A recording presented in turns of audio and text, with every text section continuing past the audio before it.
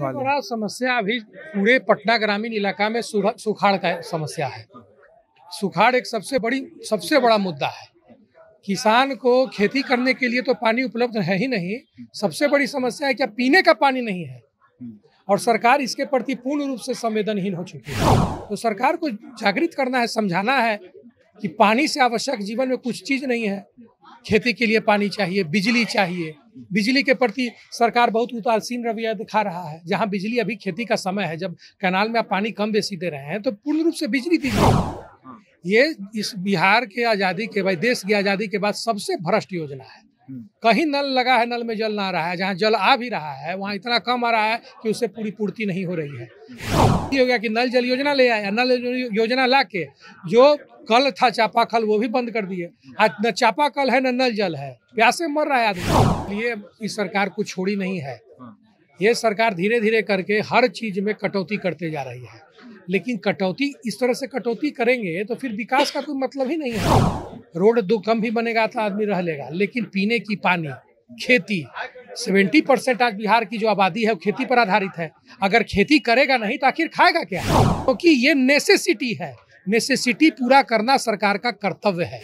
अध्यक्ष अखिलेश कुमार को एक महिला के बयान के आधार पर जेल में भेज दिया गया। महिला अगले दिन कोर्ट में लिख के दे दिया कि हमने ऐसा कोई बयान नहीं दिया है। तो इस प्रत्यक्ष दिखाता है कि, और पुलिस केस करता है, महिला केस नहीं करती है, पुलिस केस होता है। केस होना चाहिए थाना प्रभारी के माध्यम से, केस करते हैं पालीगंज एएसपी स्वयं। तो क्या पालीगंज एएसपी को इतना दुर्भावना है कि कांग्रेस कार्यकर्ता को पर डायरेक्ट एफआईआर करते हैं? आज क्या हो रहा है, राहुल गांधी जी को ईडी के माध्यम से प्रताड़ित किया जा रहा है। तो किसी तरह से किसी एजेंसी को यूटिलाइज करके, जिसका यूटिलाइज जनहित में होना चाहिए, उसका यूटिलाइज किसी पर बैर सधाने के लिए किया जा रहा है। नमस्कार, तो इंडिया टॉप देख रहे हैं पर मेरा नाम शशांक पांडे है। पेयजल समस्या को लेकर विक्रम विधायक सिद्धार्थ जो हैं, कांग्रेस के विधायक हैं, उन्होंने आज प्रेस कॉन्फ्रेंस की और सरकार पर कई सारे सवाल खड़े किए। विधायक जी हमारे साथ मौजूद हैं। सर, क्या क्या समस्या है जिसको लेकर आप कल मार्च भी करने वाले हैं? बड़ा समस्या अभी पूरे पटना ग्रामीण इलाका में सुखाड़ का समस्या है। सुखाड़ एक सबसे बड़ा मुद्दा है। किसान को खेती करने के लिए तो पानी उपलब्ध है ही नहीं, सबसे बड़ी समस्या है कि पीने का पानी नहीं है और सरकार इसके प्रति पूर्ण रूप से संवेदनहीन हो चुकी है। तो सरकार को जागृत करना है, समझाना है कि पानी से आवश्यक जीवन में कुछ चीज नहीं है। खेती के लिए पानी चाहिए, बिजली चाहिए।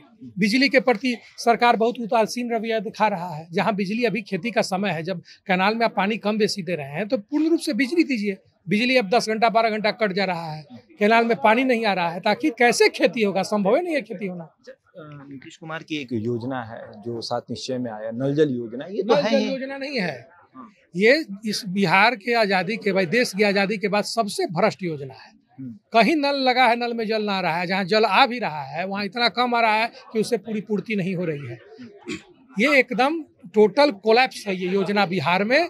और नल जल योजना का यही परिस्थिति हो गया कि नल जल योजना ले आया, नल योजना ला के जो कल था चापाकल वो भी बंद कर दिए। आज न चापाकल है न नल जल है, प्यासे मर रहा है आदमी।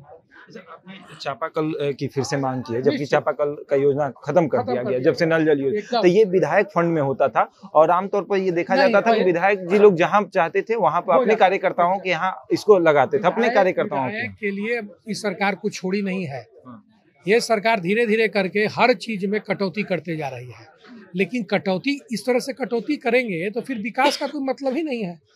और सबसे बड़ी बात है कि अन्य समस्याओं में तो कम बेसी हो भी सकता है।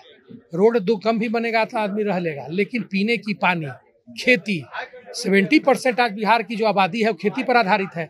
अगर खेती करेगा नहीं तो आखिर खाएगा क्या? तो पीने का पानी और खेती के लिए पानी और बिजली, ये सबसे आवश्यक है, क्योंकि ये नेसेसिटी है। नेसेसिटी पूरा करना सरकार का कर्तव्य है। अंतिम सवाल है, आपने ये आरोप लगाया बिहार सरकार के ऊपर कि कांग्रेस के कार्यकर्ताओं को प्रताड़ित किया जा रहा है, झूठे केस में फंसाया जा रहा है। कहाँ ऐसा मामला हुआ है जहाँ विक्रम में हुआ है? प्रखंड अध्यक्ष अखिलेश कुमार को एक महिला के बयान के आधार पर जेल में भेज दिया गया।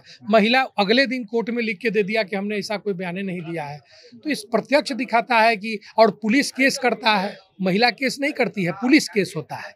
पुलिस केस कौन करता है? केस होना चाहिए थाना प्रभारी के माध्यम से, केस करते हैं पालीगंज एएसपी स्वयं। तो क्या पालीगंज एएसपी को इतना दुर्भावना है कि कांग्रेस कार्यकर्ता को पर डायरेक्ट एफआईआर करते हैं? कार्यकर्ताओं को क्यों? इसलिए क्यों आवाज उठा रहे हैं? सरकार के खिलाफ में आज हम लोग लड़ रहे हैं, आवाज उठा रहे हैं, जनता को बता रहे हैं कि किस तरह से आपकी सरकार संवेदनहीन हो चुकी है। किसी भी मुद्दे पर सरकार आज काम करने के लिए तैयार नहीं है।